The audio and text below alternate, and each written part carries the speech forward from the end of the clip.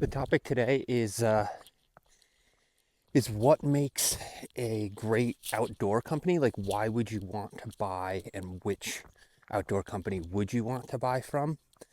And the two companies that I'm going to use for examples are Montbell and Palante.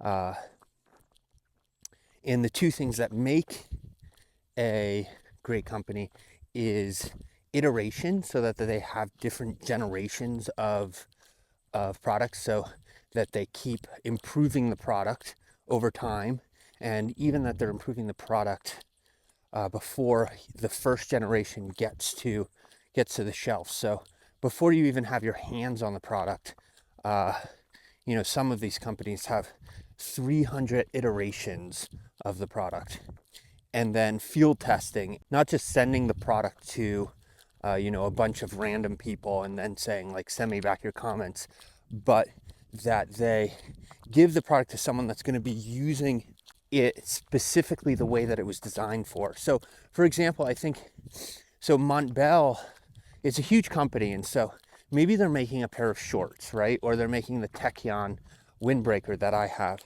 And over 50% of the people that are going to be using the Tachyon are just going out for runs.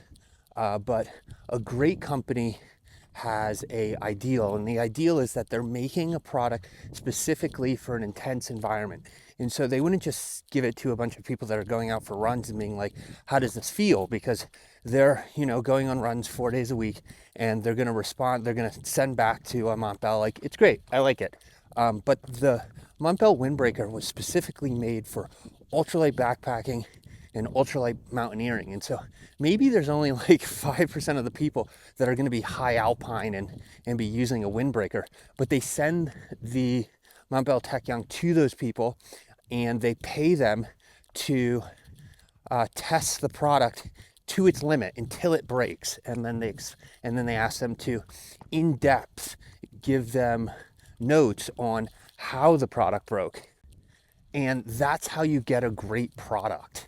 And companies like Nike or Adidas or Reebok, these are just fast fashion that they copy what cottage companies are doing and make their product look like that product. Like the shorts that I have right now, they look like ultramarathoning shorts. They have pockets in the right place, and they have all different colored fabrics and etc. But in reality, Nike hasn't spent the money to do the field testing and hasn't developed the fabrics, or isn't using high quality fabrics, so that their shorts perform in the same way that a smaller company that really cares, that really has an eye to detail, that their products would perform.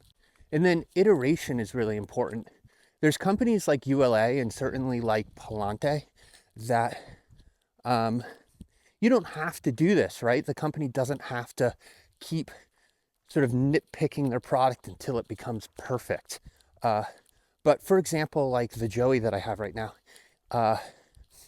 I saw the first generation of the Joey, and the Joey that I have right now is very different. They've chosen to use a different kind of stretchy material because that's the material that fails. When I was in the Palante store in Bishop, one of the things that he said that really struck me was that the backpacks that they have now, what they're finding in the field, the first thing to break is the webbing. The webbing is this. That's the webbing. And so they're like, that's the equivalent of like if you have a shoe, it falls apart, like everything falls apart at the same time.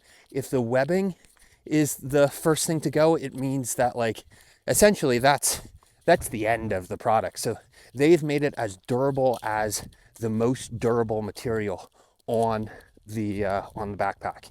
And that takes years. Like, they've been field testing for years. They've been hearing what people have been saying for years, and slowly but surely you get this like crystallized product, and you can feel it when you're wearing. If you're experienced enough to look for the things, you can feel that, and you can see that the product has a lot of depth.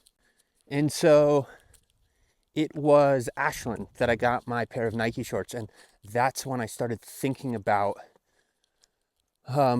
what makes for great products, and why not all products are like this. And the reality is there needs to be an ideology, a mythos in a company for like perfection, to make it so that products get to this point. Like the motivation of the company can't just be like, bottom line, how do I sell as many products?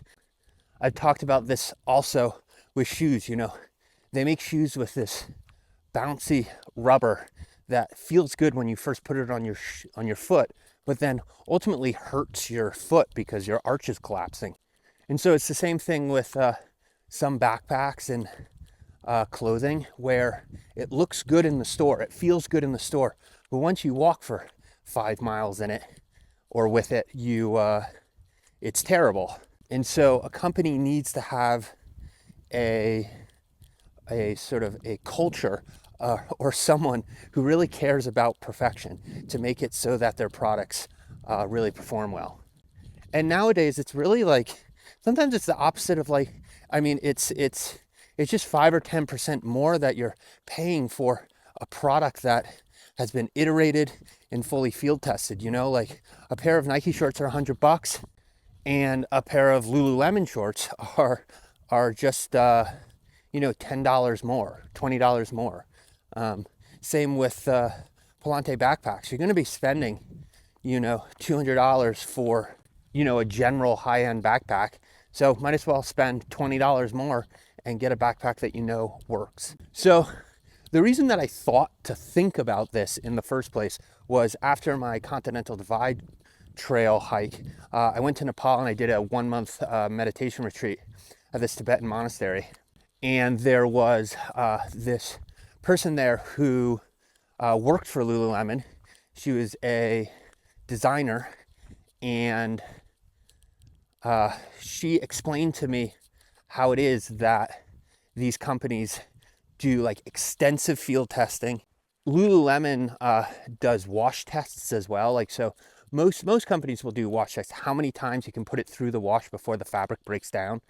But Lululemon does like double the wash tests, and some companies don't even do field testing, whereas she was explaining to me how important that was.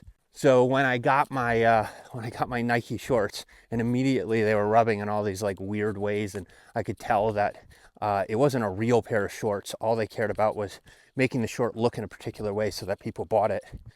My conversations with her came back. So this isn't just like something that I'm making up. Like, I talked to someone in a company like that, and it costs more money to do this stuff. And then with the example of Lululemon or with Montbell, it's not just buy from the smallest company with 1 or 2 people working for it, but buying from companies that care about making products that are really perfected. And like, that doesn't make you a materialist. It feels really good to have a product that is perfect. It's beautiful, has a lot of utility.